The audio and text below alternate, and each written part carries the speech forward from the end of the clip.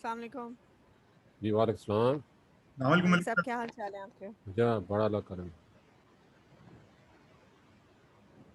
आपसे आपके बारे में सुना बहुत है और heard a lot from you about Faisal, from Akas, from so many people, and finally to have met you virtually ही सही but चलो it's चलो such an आपसे honor. मुलाकात हो गया बाना था अब कहते हैं आमने सामने हो जी गया।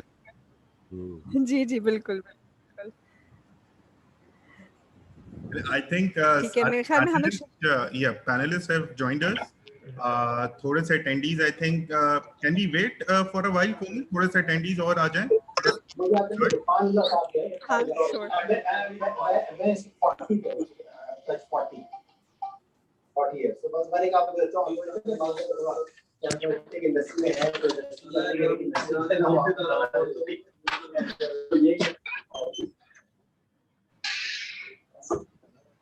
Assalamu alaikum everyone. Waqas, can you hear me? Yes, Raj, we can hear you. I think आपकी पीछे से शोर बहुत आ रहा है, so I would request कि थोड़ा सा अगर आप म्यूट कर लें। हाँ म्यूट कर लें. Okay, sure. And we will just start. थोड़ा सा बस attendees हमारे पास और आ जाएं, फिर 4:30 पे हम लोग स्टार्ट करते हैं. ठीक है मलिक साहब? जी बिल्कुल, हम तो बस तैयार बैठे हैं। आपने 25 का बोला था, हम 24 में तैयार हो गए। That's so nice of you, sir. Haris भाई, आप can you hear us? जी जी बिल्कुल, आराम से सुन सकता हूँ, बिल्कुल। चलें, good है बॉस, good.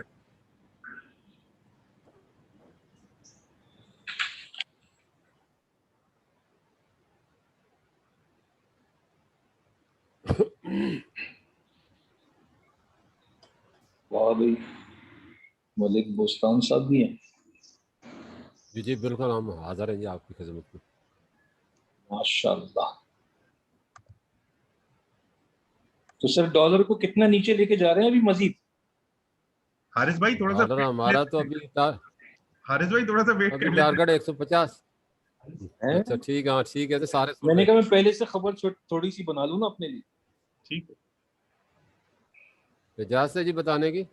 नहीं नहीं, आप बाद में बताइए, 4:30 पे बताइए। अभी रहने दे, बाद में बताइए। सारे ये एक चीजें ओपन ना सीक्रेट करें। सवाल है जो मुझे लगता है वकास को पूछना है। अच्छा, आपको पूछना है? सॉरी, आई एम सॉरी, मुझे ये नहीं पता था।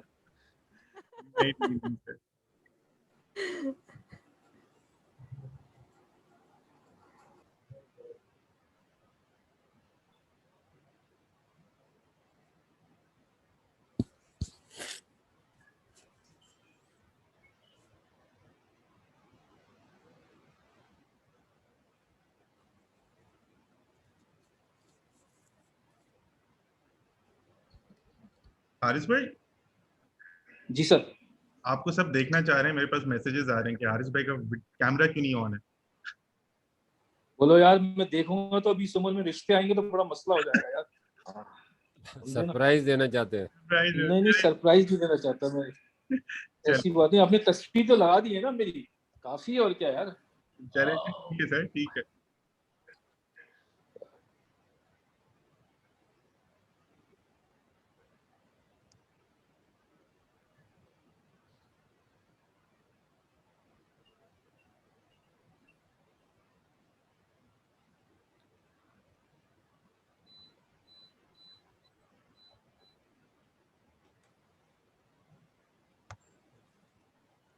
चले जी, तो स्टार्ट करते हैं। आई थिंक अस्सलाम वालेकुम everyone, thank you for joining us for this webinar.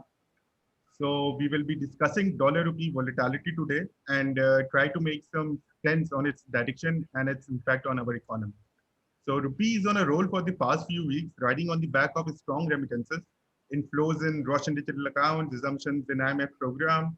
Also, we have recently issued euro bonds.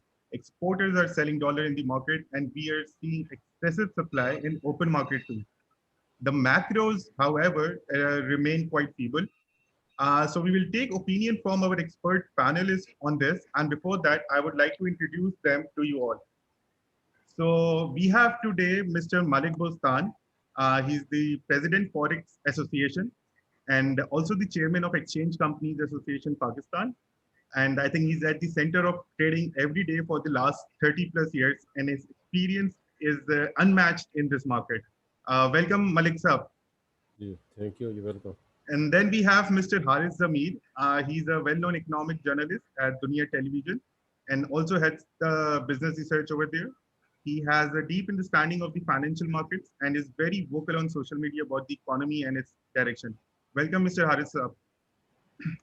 शुक्रिया जी, शुक्रिया, थैंक यू आप सबका दोनों का. Then we have Mr. Saad Ali. He's the head of research at IMS Security, and I think one of the best research and brokerage houses in Pakistan with international affiliations.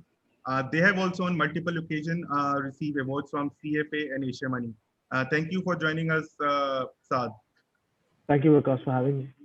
Okay, so I think I would like to start with Malik Saab. Malik Saab, tell us now what is actually happening in the currency market. What do you think main reason क्या है rupee appreciation का, and you think rupee इस वक्त जो भी movement है इसमें according to market mechanism है या it has been controlled by someone?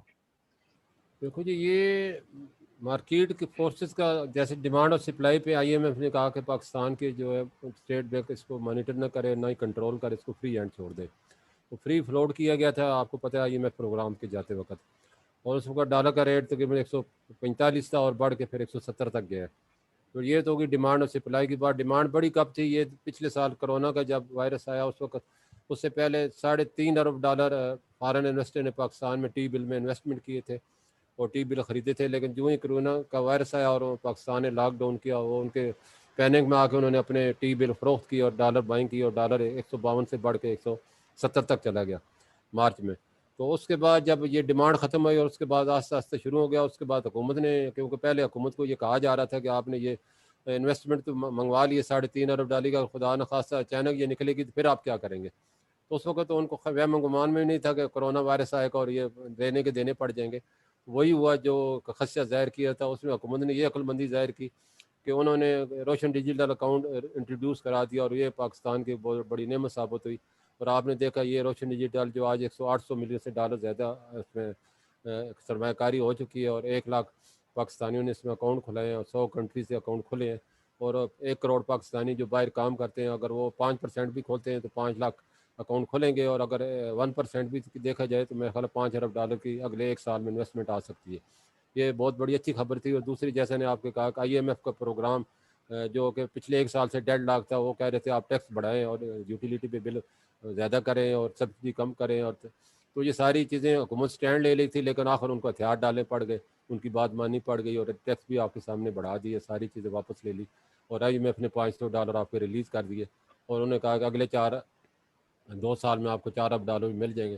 तो IMF की जो रिकमेंडेशन है वो होपफुल मतलब पाकिस्तान के लिए बड़ी अच्छी साबित हुई. और वर्ल्ड बैंक और एशिया तरक्याती बैंक ने जो $22 अरब देने थे अगले 5 साल में, तो $2 अरब उन्होंने भी एग्री कर लिए कि हम इस साल पाकिस्तान को देंगे.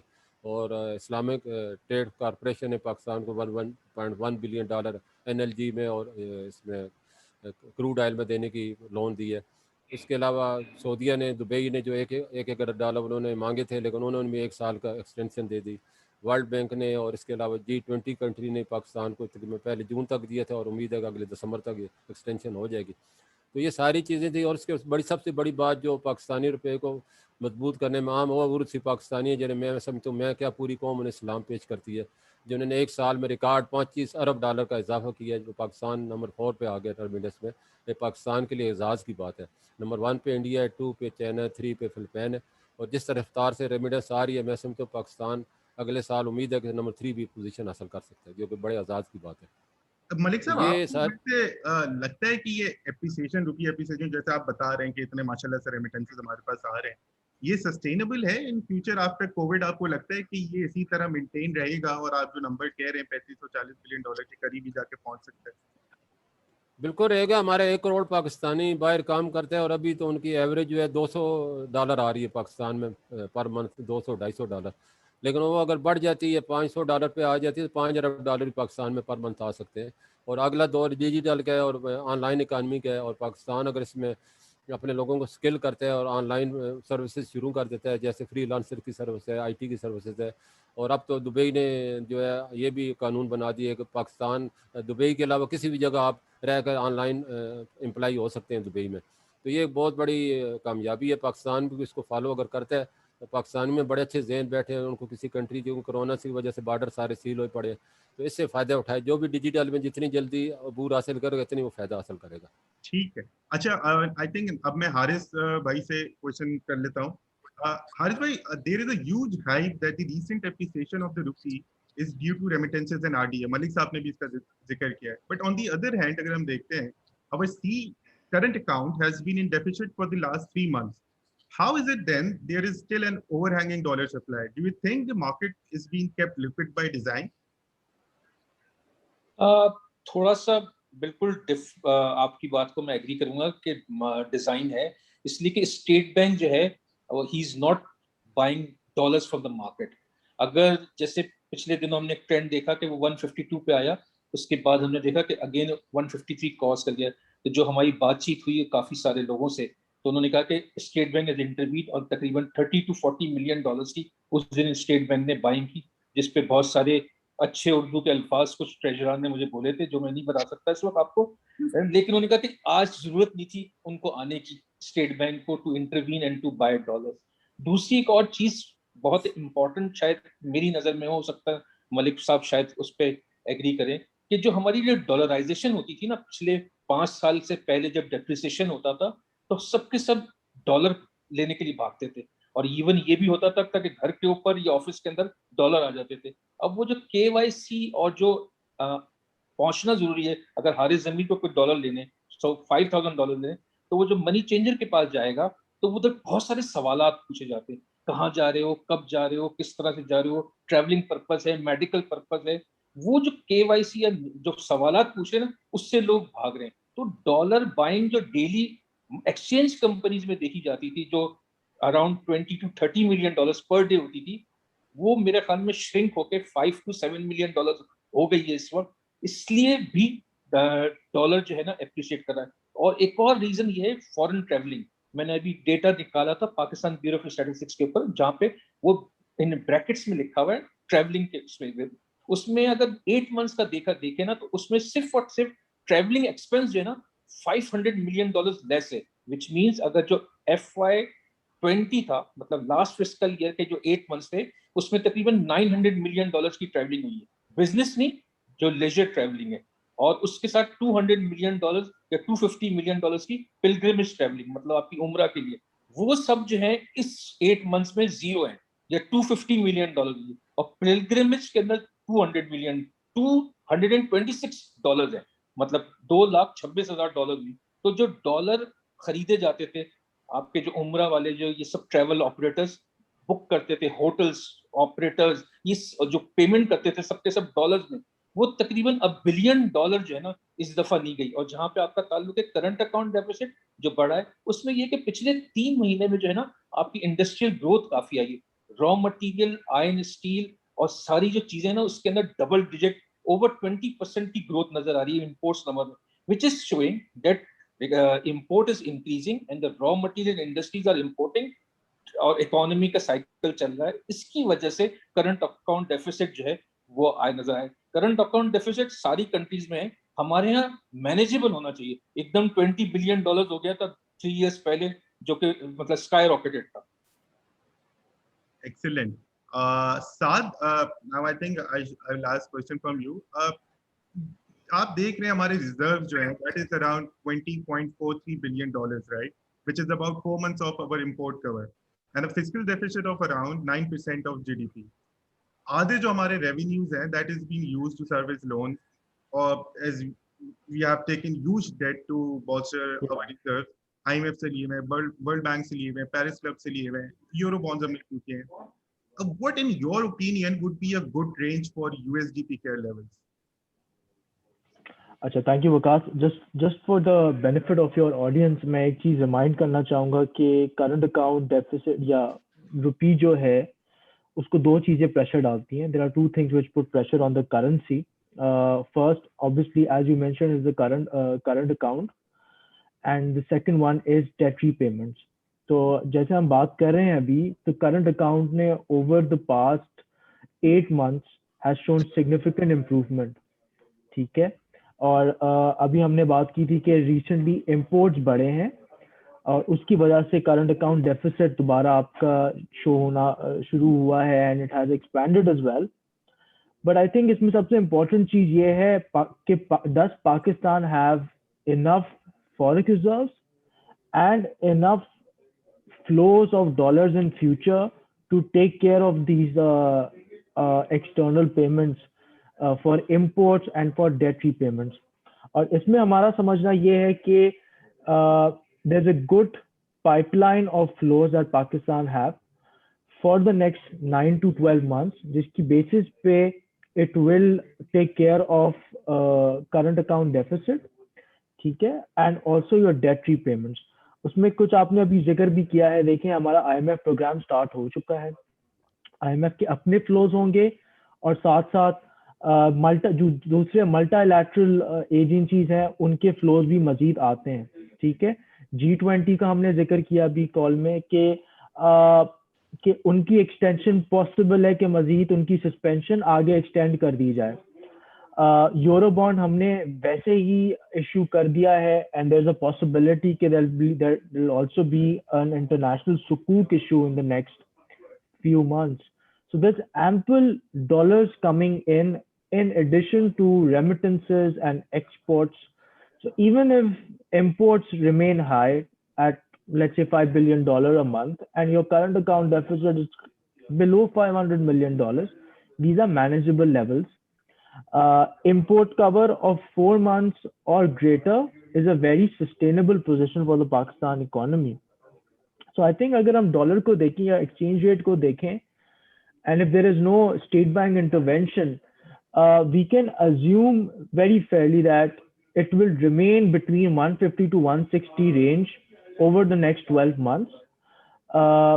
अगर कोई unforeseen pressure नहीं आता तो this is a reasonable assumption we can take, and that's because हमारे capital flows अच्छे खासे possible हैं आगे जाते हुए. अच्छा सर, आपने बात की remittances की and you know all the inflows. So if we keep aside remittances and all the inflows, ये यूरो बॉन्ड्स हम देखते हैं या इवन डिफरेंट जो हमें लेंड किया हुआ है international donors that have been at a very high cost with low levels of productivity. Do you think we are moving into a debt trap? इन सब वजह से हम debt trap की तरफ जाएंगे? देखिए इसमें लेट्स ब्रेक इट डाउन. हमारा जो एक्सटर्नल डेट है that's close to $110 billion and that's roughly about 45% of GDP. I would say half of that or more than half of that is through multilateral agencies और वो concessionary loans होते हैं. जी आप बिल्कुल सही कह रहे हैं. जो कमर्शियल लोन्स हम लेते हैं और जो यूरो बॉन्ड और इस तरह के सोर्सेज में हमने लोन्स लिए हुए हैं, दोज आर एक्सपेंसिव लोन्स, पर उनकी रीपेमेंट भी over a long term period होती है, लेट्स से 5 years या 10 years. तो डेट ट्रैप इस सूरत में होगा कि आपके इंपोर्ट्स दोबारा से बहुत तेजी से बढ़ना शुरू हो जाए, ठीक है. आपकी current account deficit again goes up very high towards let's say more than $10 billion a year.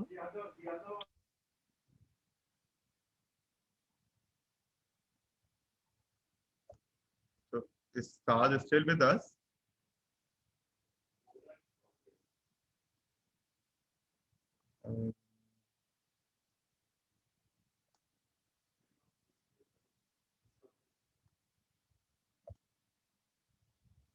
Hello, Saad, can you hear us? Government के फंड कम उसमें यूटिलाइज हो रहे हैं. Secondly with the IMF programme आप दो चीजें एक्सपेक्ट कर सकते हैं कि एक tax collection should improve going forward, और जितना टैक्स कलेक्ट होगा उतना गवर्नमेंट भी इन्वेस्ट कर सकती है उस पैसों को, तो फिस्कल डेफिसिट बहुत ज्यादा नहीं बढ़ेगा. तो अगर ये गवर्नमेंट इन चीजों को मैनेज कर लेती है, 1 इंपोर्ट स्पाइरल आउट नहीं होते, 2 फिस्कल डेफिसिट बहुत ज्यादा एक्सपैंड नहीं करता, एंड अगर हम IMF प्रोग्राम कंटिन्यू कर रहे हैं अगले 2 सालों में, let's say, there is a very high likelihood that we will not have these slippages. So this debt trap can be avoided, but this is obviously something worth a caution. Long term में पाकिस्तान को अपने exports पे काम करना होगा. Exports हमारे imports के बनिस्बत काफी कम है, ठीक है, they're growing अभी 5% के करीब year on year, but you know Pakistan needs to do better, and the government has come out with some good policy measures to make sure that your exports are also growing in future. So I think based on these factors, Pakistan does not seem to be in a debt trap at this point in time. It was probably running into 2 years ago when the new government took office. But right now, I think we're far off from that trap. अच्छा बुस्तान साहब, I think वापस आपके पास आते हैं. अब रुपी strong होता है, ठीक है, हम सब चाहते हैं रुपी स्ट्रांग हो, it's in the best interest of the country, right? लेकिन अगर हम अपने मैक्रोस को देखते हैं तो what could be the potential pitfalls of a stronger rupee? आप क्या समझते हैं? देखो ये रीजन को आप जिनके साथ आपको मुकाबला हो रहा है उसके रुपए को देखने हैं तो हमारा रुपया उनसे बहुत ज़्यादा अंडर वैल्यू है. बांग्लादेश जो है अभी भी 60 पैसे हमारे से ऊपर है. इंडिया 1 रुपये 10 पैसे ऊपर है, थोड़े बाकी अफगानिस्तान भी हमारे से 1 रुपये ऊपर है. तो हम क्या करेंगे? ये चीज़ें हैं पाकिस्तान को. इसका मतलब रुपया इतना ओवर वैल्यू नहीं, अंडर वैल्यू है. तो ये इसमें अभी भी स्ट्रेंथ है. हाँ, जो बात है हमारी यूटिलिटी की वो बहुत ज़्यादा है रीजन के मुकाबले में. उसमें हुकूमत को गौर करना होगा. वो बढ़ा रही है दिन ब दिन. ये पाकिस्तान के लिए, एक्सपोर्टरों के लिए नुकसानदेह है. और इसके अलावा मैं समझता हूँ हमारी बहुत बड़ी ये बदकिस्मती है एक ज़री कंट्री हो कि हम 12 अरब डॉलर के क्रूड ऑयल और दालें और कपास और गंदम और चीनी इम्पोर्ट कर रहे हैं. आज हमारे रिज़र्व, अगर ये चीज़ें पाकिस्तान खुद कफील होता तो आज हमारे रिज़र्व अल्लाह के शुक्र से 50 अरब डॉलर होते. हमें हर साल 10 अरब डॉलर अगर करें तो पिछले 30 अरब डॉलर आपके ये निकल गए. तो अभी भी हुकूमत को होश के नाखन लेने चाहिए, एग्रीकल्चर को प्रमोट करने चाहिए. ये बड़ा 6 महीने की फसल है और आप इसका रिटर्न बहुत जल्दी हासिल कर सकते हैं. इस तरह मेन पावर अब 1 महीने की फसल है, आप ज़्यादा से ज़्यादा मेन पावर एक्सपोर्ट करें तो आपके पास रिटर्न 1 महीने के बाद आता है. इंडस्ट्री में तो आप बहुत टाइम लगेगा और आपको मुकाबला भी चाइना और इंडिया के साथ है, तो आपको इसमें बड़ा टाइम लगाना पड़ेगा और बड़ी मेहनत करनी पड़ेगी. तो पाकिस्तान का रुपया आप ये नहीं कह सकते कि बहुत ज़्यादा जो है दूसरे मुल्कों से ओवर वैल्यू हो गया. पाकिस्तान का रुपया अंडर वैल्यू है. जबरदस्त. अच्छा मलिक साहब, आपने बांग्लादेश की बात की, मैं उसी पे आ रहा था कि Pakistan I think is one of the few countries जिनकी exports are less than 9% of GDP. जो हमसे नीचे कंट्रीज हैं वो अफगानिस्तान और सूडान है. तो सो यू थिंक स्ट्रॉन्गर रुपी जो है इंपोर्ट्स को अगेन इंसेंटिवाइज कर देगा, फिर वापस से इंपोर्ट शुरू हो जाएंगी? एंड डू यू थिंक ये राइट स्ट्रैटेजी है इस वक्त डॉलर को स्ट्रॉन्ग कर, रुपी को स्ट्रॉन्ग करना? देखो जी, मैंने मिसाल दी ना, हमारे से बांग्लादेश की एक्सपोर्ट तो कई गुना ज़्यादा है. अगर उस चीज़ को देखा जाए तो उनका रुपया तो फिर उनकी एक्सपोर्ट कम होनी चाहिए. तो ये तो कोई फलसफा नहीं है. और जब तक पाकिस्तानी रुपया मजबूत नहीं होगा तो कोई इन्वेस्टमेंट नहीं करेगा. फॉरेन इन्वेस्टमेंट भी पाकिस्तान में हिचकिचाता है कि इनके रुपये का कोई पता ही नहीं आज क्या रेट और कल क्या रेट है. तो जब आप स्ट्रांग करेंगे तो ऑटोमेटिकली लोगों को एक जहन बिठा उन्होंने अपनी कैलकुलेशन हो जाती है. तो आप इसके लिए रिबेट भी दे रही है हुकूमत. उसके बाद देखो ना, हुकूमत रिबेट देती है एक्सपोर्टर को काफ़ी चीज़ों पे. तो ये एक अच्छा है उनको, अगर मुकाबले की उनको है तो रिबेट दें उनको. यूटिलिटी में उनको पहले भी अभी 50% रेट कम किए, और भी कम किए जा सकते हैं. तो एक्सपोर्ट के ऊपर यूटिलिटी में और आप रिबेट दे सकते हैं. रुपये को आप अगर डिवैल्यू करेंगे, आप आपके रिजर्व देखो ना, हमारा लोन है इस वक्त 113 अरब डॉलर. 1 रुपया भी अगर पाकिस्तानी रुपया मजबूत रहता है तो आपके 113 अरब रुपये कम हो जाए. अभी हमारा 18 रुपये कम हुए तो तकरीबन 1800 अरब हमें फ़ायदा हुआ है. तो हर साल बजट में ये पैसा आपको मखसूस करना पड़ता है. तो ये भी चीज़ें देखनी पड़ती है. महंगाई होती है और महंगाई की वजह से इस हुकूमत को जो इस वक्त तनकीद का निशाना बनाया जा रहा है, हर आदमी उसके ऊपर तनकीद कर रहा है. उसकी बुनियादी वजह महंगाई है. तो अगर रुपया स्ट्रांग होएगा, डॉलर का रेट नहीं बढ़ेगा तो ऑटोमेटिक चीज़ें सस्ती होंगी. हाँ, लेकिन इसके लिए उन्हें एक मॉनिटरिंग सिस्टम बनाना चाहिए.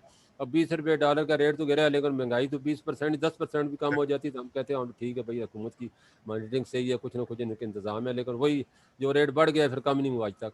तो आगे रमज़ान आ रहा है तो मुझे तो लगता है कि 10% ये और बढ़ा देंगे अगर यही रफ्तार रही तो. So I think yes, you are right. अच्छा हारिस भाई, हमारी जो प्रोजेक्टेड जीटीबी ग्रोथ है दैट इज 1.5%, सही है? इशू अभी रिसेंटली आईएमएफ ने इशू की है. So do you think the government wants to divert public opinion to currencies optics? And is rupee value being used for political point scoring right now and diverting attention away from the GDP and revenue growth? नहीं, मेरे ख्याल में मतलब हमारी माफी के साथ government में इतनी अहलियत नहीं है कि वो जो है ना उसको कहीं और पर डाइवर्ट करे. सही है, वो मुनीर अजीज साहब का शेर है कि हमेशा देर कर देता हूँ, किसी को कुछ बताना हो, किसी को कुछ कहना हो, हमेशा देर कर देता हूँ.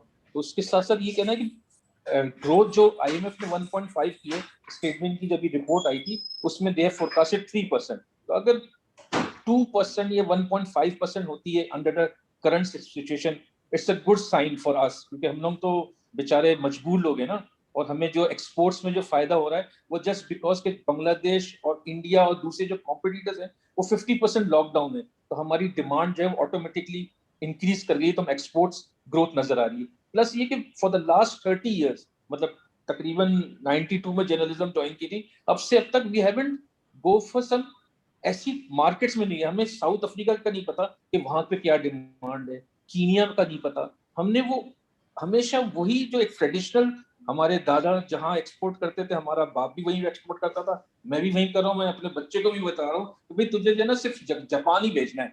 हम we are not going out in other markets. अभी एक साहब आए थे मोजाम्बिक से, वहां पे जो है ऑयल एंड गैस की डिस्कवरी के लिए इंडियन कंपनीज आई हैं।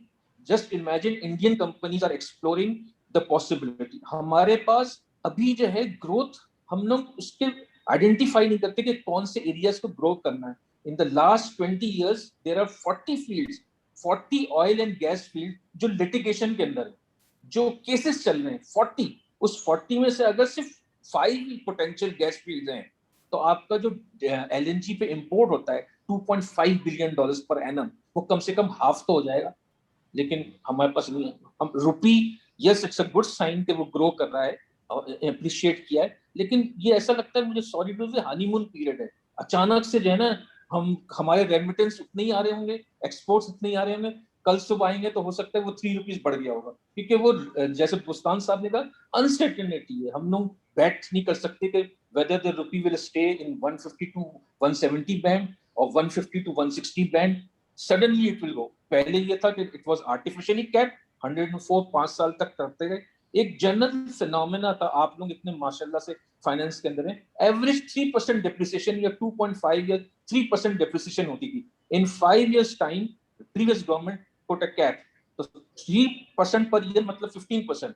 वो अचानक से ये लोड इसके ऊपर आ गया, इन्होंने भी ज्यादा डेप्रिशिएट कर दिया। ये 150 के पास ही होना चाहिए था। यस, ग्रोथ के लिए गिमिक्स जरूर है, लेकिन इतनी होशियार गवर्नमेंट नहीं है कि वो रुपी को जो है ना वो करेगी। मुझे तो ऐसे फीलिंग आ रही थी कि शायद स्टेट बैंक जो ऑटोनोमस होना चाह रहा है, तो शायद उसने हाथ खुला रख दिया है और इंटरव्यू नहीं करा, ताकि वो बता सके yes we are going toward state autonomy, और इसलिए जो है ना रुपी अप्रिशिएट कर रहा है। देखें हम लोग क्या कर रहे हैं, सबके पास they have tools, I think so. So you think कि फिर at some point IMF हमें आके बोलेगा कि यार रुपये अपना डिवैल्यू करो? आप कह सकते हैं, मुझे ये फीलिंग हो रही है, मतलब नॉट मुझे जो मार्केट से जो फीलिंग आई है कि जैसे शौकत तरीन साहब आए हैं और हमें $2.5 बिलियन यूरो बॉन्ड से मिल गया है, 1.5 बिलियन सुकूक से मिल जाएगा, और तकरीबन $2 बिलियन अनदर वर्ल्ड बैंक से 1 बिलियन एंड 1 बिलियन। हो सकता है हम कोई बजट के बाद IMF को टाटा बाय बाय कर दें, तो भाई हमसे नहीं, हम we can not fulfil the condition. State bank का जो रेगुलेशन है उसकी वजह से हो सकता है, मेरे पता नहीं, आई एम नॉट कोई प्रोफेसी नहीं कर रहा हूँ, लेकिन हो सकता है कि बजट के फौरन बाद हम IMF को टाटा बाय बाय कर दें, हमारे इतने एम्पल पैसे होंगे कि शायद हम उसको कवर कर सके। चलिए जी, एक्सीलेंट, आई होप ऐसा हो जाए, तो इससे अच्छी बात और क्या हो सकती है। साथ मुझे बताएं कि as a analyst would you rather use excess dollars to increase your reserves or use them to make your currency stronger? हालांकि आपके मैक्रोज आपको रियली सपोर्ट नहीं करते हैं for a stronger local currency, आपका क्या व्यू है इस पे? नहीं, आई थिंक इसमें ऑब्वियसली बेहतर स्ट्रैटेजी यही है ग्लोबली भी and in Pakistan as well, to let the currency free float. Market factors ही डिटरमिन करें कि अगर बहुत डिमांड क्रिएट होती है लेट्स से फॉर इंपोर्ट्स, तो उसमें करेंसी डेप्रिशिएट हो और उस डिमांड को कंटेन करें। साइड बाय साइड अगर बहुत इनफ्लोज आते हैं जिसमें एक्सपोर्ट्स हो गया वगैरह, तो उसमें आपकी करेंसी अप्रिशिएट करे। जहां तक स्टेट बैंक इंटरवेंशन या गवर्नमेंट इंटरवेंशन की बात है, ये पॉलिसी हमने देखा है पिछले कुछ 20 सालों में, ये policy has really hurt the economy, क्योंकि जो हमारा current account deficit 19-20 billion dollars के लेवल तक पहुंचा था, उससे पहले आपको याद होगा करेंसी हमारी फ्लैट थी कुछ सालों के लिए। तो that was in retrospect that was a terrible policy from the government. So I don't think that the government should utilize extra forex reserves to make the currency appreciate. That is not a wise strategy, and we've seen it in the past. Excellent. अच्छा बोस्तान साहब, बहुत ज़्यादा digitisation पे इस वक्त focus है state bank का, और बहुत ओपनली प्रमोट कर रहा है डिजिटाइजेशन को, इवन के रेमिटेंसेस भी थ्रू प्रॉपर बैंकिंग चैनल्स आए. डू यू थिंक कि इतनी डिजिटाइजेशन के बाद जो एक्सचेंज कंपनीज हैं उनका थोड़ा सा रोल कर्टेल हो जाएगा? बिल्कुल उनका रोल रहेगा, बल्कि हमने खुद ये सजेशन दी है कि हमें भी डिजिटाइज, हमें ब्रांचेस बनाने की इजाज़त दी जाए, क्योंकि आने वाला दौर जो है वो डिजिटल का ही है, और जो कौमें जो मुल्क डिजिटलाइज में पहले सबकत हासिल कर लेंगे वही तरक्की करेंगे. क्योंकि ये कोरोना का जो वायरस है इसकी ये अभी समझे कि 2-3 साल में ख़त्म हो जाएगा, ऐसा होना नहीं है. इसने 4-5 साल चलने हैं अभी, और इसकी जो है वैक्सीन ही अभी तक, हम तो बहुत पीछे रहेंगे. हमारी तो आज मैं तबसरा पढ़ रहा था कि जिस हिसाब से हम वैक्सीन कर रहे हैं इसके हमें 50 साल और चाहिए अभी इसको वैक्सीन अपने कंट्री को ख़त्म करने के लिए वैक्सीन कोरोना से. तो फिर हिसाब लगा लें हम कहाँ पहुँचे हुए. तो अगला दौर ही है डिजिटल का, क्योंकि डिजिटल में एक आपका ऑपरेशन कास्ट बहुत कम हो जाती है, और दुनिया जो दिन ब दिन ऑनलाइन पे जा रही है, शॉपिंग ऑनलाइन पे हो रही है. लोग बाज़ारों में भी एक वक्त होगा नहीं होंगे, ऑनलाइन उनके घरों में ऑर्डर पहुँच जाएंगे. तो इसलिए अगला दौर है ही डिजिटल का. तो डिजिटल में हम भी उसके लिए अभी तैयारी कर रहे हैं, जो पहले तैयार हो जाएगा वही कामयाब होगा. चले जी, एक्सीलेंट. आई थिंक कोमल भी हमारे साथ हैं, so she is basically the head of research at Tracemark. एक ऑब्जर्वेशन थी हमारी कि हमारी इकोनॉमी जो जैसा कि लग रहा है कि टेक्निकल इंडिकेटर्स पे बहुत ज़्यादा रिलाई कर रही है, राइट. अगर आप देखें तो डॉलर रुपये की जो एप्रिसिएशन भी स्टार्ट हुई, तो पहले तो जी मार्केट में न्यूज़ आती है कि जी IMF के इनफ्लोज आ रहे हैं, यूरो बॉन्ड्स हम इशू करने वाले हैं, फिर डॉलर रुपये वहाँ से नीचे आना शुरू होता है, थोड़ा बहुत नीचे आता है, फिर अचानक से रियर के नंबर आते हैं जो कि स्टेट बैंक पब्लिश करता है. एक तो ऑब्वियसली बहुत फ्रीक्वेंटली नहीं पब्लिश करता, बट जैसे ही वो रेयर इशू करता है तो मार्केट 150 तक आ जाती है. तो ये बेसिकली ये रेयर है क्या? आई थिंक हम कोमल से थोड़ा सा पूछते हैं, हमारी ऑडियंस को थोड़ा सा अंदाजा हो. कोमल, रेयर क्या है and how does it impact dollar rupee? Okay, a lot of people get intimidated when they listen to rear. थोड़ा सा उनको complicated लगता है, but अगर मैं बहुत layman terms में बताऊं, rear is basically just आपकी करेंसी फॉरेन गुड कितना खरीद सकती है in real terms. Nominal exchange rate तो is just one value, one figure, but in real terms, how much unit of foreign good can your currency buy? थोड़ा सा क्योंकि ये टेक्निकल होता है, इसलिए researchers and analysts have this tendency to follow rear for possible signals for any undervaluation or overvaluation of PKR. Last year, in fact, over a couple of months, we have seen that there is a very strong correlation between your PKR rear and the market parity. And it is possible that the state bank is trying to indicate the value of the PKR through this indicator. But what we really need to know, and थोड़ा सा इसके अंदर हमको we should be very clear कि हम rear से होता क्या है, करता क्या है, rear बताता क्या है हमको. It is not the relationship just between your PKR and your dollar, because it's a basket of currencies, and the जो rear होता है, it's a weighted average of of changes in that currency adjusted for inflation. अब ये जो basket होती है, now this has about 36 currencies in it, so it's not just the dollar. And if I am to look at its weights, जो Chinese yuan है उसका weight इसमें सबसे ज़्यादा है. Roughly around the last I checked, it was around 29.5%. और जो dollar है उसका weight सिर्फ तकरीबन 12% है, less than 20%, to be on the safe side. It's less than 20%. So when we talk about PKR value, we're normally referring to it as its appreciation or depreciation against the dollar. However, it's not just one currency. एक dollar तो नहीं है ना उस basket में, 35 और currencies और हैं. And थोड़ा सा ये risky element इसलिए भी हो जाता है because then then we're just saying कि अच्छा rear अगर ऊपर जा रहा है तो that means the currency is being overvalued or undervalued or rear अगर नीचे जा रहा है तो इसका ये मतलब है अगर आप पिछले 3 महीने का ट्रेंड देखें तो the dollar has actually been it is being depreciated against it is being appreciated against most currencies, and that is why our rear has been below 100 since the past 3 months. But we, on the other hand, we're just using it to refer to it as the relationship between dollar and PKR. So it's not just dollar PKR, it's PKR versus a basket of currencies. Excellent, I think very well said. I think अब मैं थोड़ा सा conclude करना चाहूँगा। मलिक साहब आपसे I think conclude करते हैं। मुझे बताएं कि क्या लग रहा है डॉलर रुपी दिसंबर जून 21 में और दिसंबर 21 में आप क्या देख रहे हैं सर? जल्दी से अगर एक क्लोजिंग आप एक हमें एक लेवल बता दें। देखो जी, डॉलर का जो टारगेट है ना वो 150 है इस वक्त। जैसे कि इन्होंने ज़मीर साहब ने कहा है कि 151 52 पे गया जब स्टेट में बाइंग की और वापस चल पड़ा, तो अगर उसने स्टेट बैंक ना रोकता तो ये डेफिनेट 150 हो जाना था।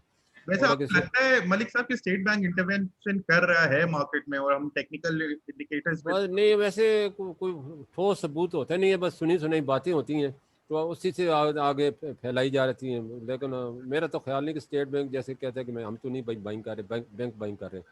बड़ा उसमें इम्पोर्टरों की, क्योंकि आगे ईद आने वाली है, रमज़ान भी है, तो इम्पोर्टर कहते हैं कि इम्पोर्टरों ने जो LC 150 पे खोलनी थी उन्होंने 152-53 में खोलना शुरू कर दी। उसकी डिमांड बढ़ी क्योंकि पिछले वो वेट कर रहे थे 160 से नीचे जाएगा तो हम जाकर बाइंग करेंगे, क्योंकि ईद में उन्होंने माल भी मंगाना है।